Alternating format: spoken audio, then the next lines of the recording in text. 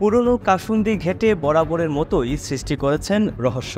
ব্যক্তিগত বিষয় প্রকাশ করেই আলোচনায় এবার পরীমণি। অনেকদিন ধরে ঘরের কথা পরকে জানাননি চিত্রনায়িকা পরীমণি, তবে সম্প্রতি পুরনো কাসুন্দি ঘেঁটে বরাবরের মতোই সৃষ্টি করেছেন রহস্য। অভিনেতা রাজ গিয়েছিলেন পরীর বাসায়।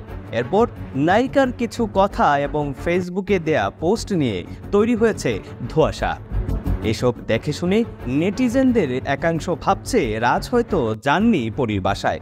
আরেক দল মনে করছেন সাবেক এই দম্পতি হয়তো মিলে যাওয়ার চেষ্টায় আছেন।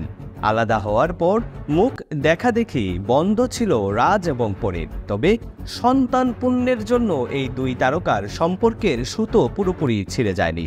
যদিও রাজকে নিজের জীবন থেকে মুছে ফেলেছেন পরী, বলেছেন রাজ তার জীবনে মৃত।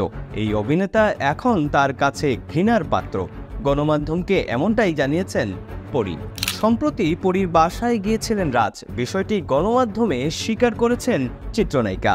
সেখানে একসঙ্গে খাবার খেয়েছেন তারা, তবে রাজকে নায়িকা নিজ হাতে রান্না করে খাইয়েছেন কিনা সে বিষয়ে কিছুই জানা যায়নি। শুধু বলেছিলেন বাসায় রান্না হয়েছিল, সবাই একসঙ্গে খেয়েছিলেন। কিছু প্রয়োজনীয় কাগজপত্র নিতে নায়িকার বাসায় গিয়েছিলেন অভিনেতা, এমনটাই জানিয়েছেন পরী।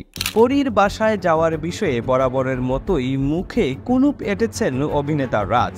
অন্যদিকে পরী ফেসবুকে এমন একটি পোস্ট দিয়েছেন যা দেখে নেটিজেনরা ভাবছেন রাজকে রান্না করে খাওয়ানো তো দূরের কথা, অভিনেতাকে বাড়িতে ঢুকতেই দেবেন না পরীর দারোয়ান।